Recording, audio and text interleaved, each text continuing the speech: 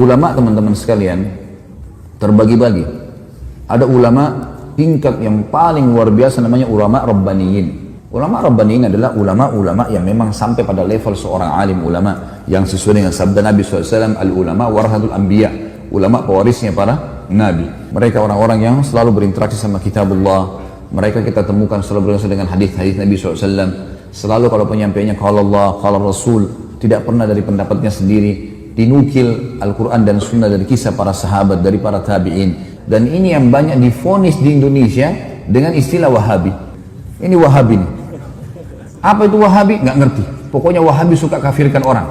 Dari mana Wahabi kafirkan orang ini? Saya tidak pernah mendengar dengan telinga saya ini teman-teman sekalian. 7 tahun di Madinah ada guru kami mengatakan si fulan kafir, si fulan kafir. Nggak pernah saya dengarin itu. Selalu kalau kita belajar fikih pun Imam Syafi'i mengatakan begini dalilnya, Imam Ahmad mengatakan begini dalilnya, Imam Malik begini, Imam Abu Hanifah begini, dalilnya jelas. Dan tidak pernah mereka mengatakan pilih pendapat ini ya. Dan tidak pernah satu kali pun demi Allah saya dengarkan ada kata berkata Wahabi, nggak pernah. Dan yang mereka mengatakan Muhammad bin Abdul Wahhab yang membersihkan Jazirah Arab dari banyak sembahan-sembahan berhala, kalau kita baca bukunya, nggak pernah saya pelajari secara khusus itu di kelas, nggak pernah. Selalu kembali kepada buku-buku induk, buku hadisnya. Kita dari tingkat 1 sampai tingkat 4 kuliah belajar dari Sahih Bukhari sampai Sunan Abi Daud, Tirmidzi, Nasai dan seterusnya. Kemudian juga buku tafsir kita pelajari tafsir Ibnu Katsir. Buku-buku induk semuanya. Nggak ada sesuatu yang dianggap asing atau baru. Saya malah terbalik, sebelumnya tahun 89 saya pernah di Kairo. Saya waktu di Al-Azhar malah saya temukan di sana, dan saya yakin teman-teman kalau ada yang pernah kuliah di sana tahu masalah itu. Itu kalau lagi mau belajar fikih misalnya, maka ditanya siapa yang mazhab Syafi'i. Saya waktu itu sama sepupu saya angkat tangan. Silakan ke kelas sebelah, gurunya sendiri. Siapa yang mazhab Maliki? Angkat tangan. Mazhab Maliki banyak teman-teman dari Afrika. Angkat tangan. Kelas sebelah. Siapa yang mazhab Hanafi? Teman-teman dari Turki datang, pindah ke sana. Siapa yang mazhab Hambali? Oh, teman-teman dari Timur Tengah. Jadi saya ini tidak pernah tahu Imam Malik, Imam Abu Hanifah, Imam Ahmad bilang apa. Yang saya tahu adalah Syafi'iyah. Tidak ada yang tahu. Di Madinah beda sekali. Tentu saya tidak berbicara sekarang ya, saya bicara di masa saya. Mudah-mudahan sekarang jadi lebih baik. Kalau saya waktu sekolah di Mesir dulu tuh saya duduk di kelas, di sebelah saya ada satu orang Komores ya, dari Afrika, sebelah saya lagi sepupu saya ya, dari Makassar, sama-sama dengan saya berangkat, anak paman saya. Satu kelas ini ada 47 orang, nggak pernah kami ketemu kecuali di waktu tertentu. Kadang-kadang cuma ada beberapa anak Turki datang atau beberapa anak Afrika lain datang, tapi saya nggak pernah kenal wajahnya. Begitu hari ujian baru kita kenal wajahnya nih, penuh, semuanya pada hadir. Saya tanya, siapa kamu? Saya fulan. Di kelas mana? Kelas ini. Loh, saya juga di kelas itu. Kok nggak pernah saya lihat? Dia bilang, kami cuma datang waktu ujian saja. Jadi sepanjang tahun itu kerjanya ya cuma duduk-duduk saja di situ, gitu kan. Pergi ke bioskop, pergi kemana-mana, hiburan. Karena Kairo sama dengan Jakarta. Kehidupan di sana ya kehidupan begitu, bebas kan. Beda sekali antara kondisi yang ada di Saudi dengan kondisi yang ada di negara-negara Islam yang lain. Dan kita perlu terima fakta teman-teman sekalian. Kalau Mekah tempat lahirnya Nabi SAW, wahyu turun di sana. 13 tahun fase dakwah di sana. 10 tahun penyempurnaan Al-Quran dan meninggalnya Nabi SAW, dan Nabi masih punya rumah sekarang bisa dilihat, ada masjidnya di Madinah. Kira-kira masuk akal nggak 2 kota ini dijadikan sesat oleh Allah? Secara akal nggak mungkin. Dan sampai sekarang saya bilang tadi, lebih baik secara rasional dipraktikin di lapangan, datangi halaqah-halaqah ulama itu dan dengerin dengan hati yang tenang, dengerin apa yang mereka sampaikan. Baru kemudian kita bisa menghakimi seseorang. Karena saya lihat ini di Indonesia banyak sekali isu sekarang Wahabi, momok yang menakutkan Wahabi. Saya sampai waktu mau pergi ke Madinah, saya ketakutan dengan istilah Wahabi. Karena ada beberapa teman-teman ayah saya mengatakan, hati-hati di sana, ambil ilmunya tapi jangan jadi Wahabi. Ini ambil ilmunya tapi jangan jadi Wahabi, bagaimana ceritanya? Kan saya lagi belajar di sana. Jadi setiap guru masuk saya lihat, ini Wahabi.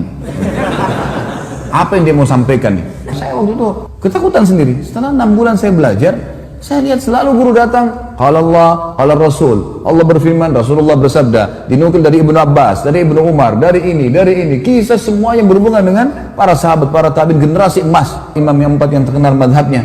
Karena sesuatu yang baru. Dan setiap kali guru-guru keluar habis meneraskan sebuah materi, pasti saya rasa iman saya bertambah. Terus apa nih masalahnya? Kalau ini yang selama yang divonis sebagai Wahabi, ini berarti keliru nih. Ada sesuatu nih. Setelah saya telusurin, ternyata istilahnya keluar dari mulutnya orang-orang Syiah. Sengaja mereka memvonis itu supaya yang paling banyak membongkar kedok mereka, yang mereka mengatakan Quran kurang, mereka mengatakan bahwasanya sahabat kafir. Ini adalah orang-orang yang ada di tempat lahirnya Nabi SAW dan tempat meninggalnya Nabi SAW. Pernahkah kita lihat teman-teman sekalian, pemerintahan Saudi sekarang merusak Masjid Haram dan Masjid Nabawi? Atau mungkin tidak mengurus rumah Nabi SAW, tidak mengurus Masjid Nabi? Terbalik, malah diurus, dirawat. Jemaah haji kalau masuk merasa tentram di sana, ibadah. Tentu saja pemerintahan semua punya kekurangan. Ingat teman-teman sekalian, tolok ukur kehidupan adalah masa hidupnya Nabi SAW di Madinah. Kalau di zaman Nabi SAW saja ada orang kafir, ada orang munafik, ada orang maksiat, dan ada orang mukmin. Di zaman Nabi SAW, apalagi kerajaan Saudi, apalagi pemerintahan Indonesia, semuanya gitu kan. Tetapi saya tetap mengatakan, ulama ada di mana-mana. Ulama-ulama Rabbani ada di mana-mana. Artinya di Indonesia juga insya Allah mudah-mudahan ada di antara orang-orang yang kita anggap punya kapabilitas dan kapasitas untuk itu. Tentu bukan saya dan bukan antum. Ini ada orang-orang yang sudah sampai pada tingkat yang luar biasa dari ibadah mereka dan juga ilmu mereka. Mereka hafal Quran, mereka hafal sekian banyak hadis. Sampai Imam Ahmad mengatakan tidak akan boleh seseorang menjadi imam madzhab kecuali menghafal 50.000 hadis. Baru bisa dianggap sebagai seorang ulama rujukan. Makanya di zaman beliau-beliau banyak sekali kan ulama-ulama, tapi mereka belum bisa dijadikan sebagai rujukan karena memang dianggap masih sedikit. Kita kadang-kadang subhanallah baru bisa hafal 2-3 ayat berapa hadis sudah vonis orang macam-macam, kemudian ikut-ikutan terbawa arus mengkafirkan si fulan, menyalahkan si fulan. Kadang-kadang kalau diingatkan perbuatan, jangan akhi, ini Nabi SAW tidak pernah lakukan, ini bid'ah. Wah, ini wahabi ini berarti. Padahal kalau kita ikuti pengajian teman-teman yang divonis wahabi ini teman-teman, saya sering bahas ini di Jakarta. Sebenarnya kami ini yang sedang berdakwah, saya termasuk divonis gitu kan. Tapi biarlah fonisan ini, semoga Allah berikan hidayah. Seperti gini, ini masjid nih. Ini masjid sudah rapi warnanya, temboknya sudah bagus karpetnya. Setiap muslim yang datang, saya sebagai pengurus masjid mengingatkan, Pak, jangan dikotorin masjidnya ya. Jangan diubah catnya, gak usah diganggu AC-nya. Urusan sudah rapi nih, udah tinggal datang sholat. Seperti itulah. Nah, teman-teman yang buat bid'ah ini adalah orang yang seperti masuk masjid, coret sana warnanya, tambah-tambah yang lain lah, ubah-ubah ini, pencet-pencet AC-nya. Makanya diingatkan, jangan, agama sudah sempurna, hanya itu kok. Wah, ini wahabi. Wahabi apa ini gitu. Akhirnya umat ini kayak lari dari dakwah gitu. Gak boleh teman-teman sekalian. Akhirnya ini memecahkan umat yang luar biasa, terpecah kemana-mana. Baik, kalau diingatkan, antum mau dengar, alhamdulillah. Kalau antum merasa diri antum benar, fadhal, jalani. Kalau teman-teman ini misalnya diingatkan, jangan akhi, ini karena tidak pernah Nabi SAW lakukan. Enggak, tapi ini, fadhal, silakan. Tapi ingat, di muka bumi ini kita seperti orang yang sedang belanja di supermarket. Setiap orang di antara kita boleh pilih produk yang dia mau, tapi lewat kasir. Hati-hati. Kami mengingatkan supaya jangan salah. Karena kalau ada dalil, pasti udah diterima sama Allah. Enggak ada dalil, bimbang, paling tidak ragu, kan gitu. Dan masih tanda tanya, diterima enggak ya? Nah, kenapa harus jerumuskan diri pada hal itu? Orang yang masuk pada perbuatan teman-teman yang minimal syubhat, apa kata Nabi SAW? Halal jelas, haram jelas. Di antaranya ada hal yang samar-samar. Siapa yang menyelamatkan dirinya dari hal samar-samar, dia telah menyelamatkan kehormatan dirinya dan agamanya. Dan siapa yang menjerumuskan dirinya pada hal yang syubhat, dia telah menjerumuskan dirinya pada yang haram. Seperti pengembala domba yang bawa domba-dombanya di ladang rumput, yang rumputnya lebih tinggi dari dombanya, sehingga dia tidak tahu domba mana yang dicuri oleh serigala. Berarti dalam Islam cuma ada halal, ada haram. Syubhat pun masuk di sini. Ragu pun nggak ada dalilnya, atau mungkin lemah, ya sudahlah, gitu. Ini enggak langsung divonis saja langsung ini. Sekali lagi teman-teman, kalau dianggap ini adalah perbuatan, nggak apa-apa lah, ya sudahlah. Jangan dijadikan perpecahan umat. Ada ulama, ini istilah di para ulama, ulama waratha. Ulama waratha ini orang-orang yang terwariskan istilah ulama pada mereka. Tapi orang-orang ini tidak punya kapasitas untuk itu. Saya kasih contoh kayak kita di Indonesia kan, maaf, gelar ustadz. Ya, ini mudah sekali kan, siapa saja bisa bicara sedikit agama ustaz. Yang lebih unik lagi adalah, maaf jangan tersinggung, ini orang di Indonesia sekarang ahli melintir perkataan ini ya. Jangan dipelintir lagi. Saya tidak singgung siapapun, dan jangan tersinggung, nggak usah tersinggung. Kalau baik terima, nggak baik nggak usah terima, kan selesai gitu. Gelar haji, Pak Haji ini pulang dari haji 40 hari alim. Dari mana alimnya nih? 40 hari memang di sana belajar hafal Quran. Kalau kita lihat jemaah haji kita datang ke sana, tinggal di hotel, pergi sholat di masjid, dan kebanyakan nongkrong depan hotel, masih banyak merokok di situ, ngobrol-ngobrol. Pulang tiba-tiba jadi alim, dari mana ini disulap nih? Bagaimana caranya bisa tiba-tiba berubah ini?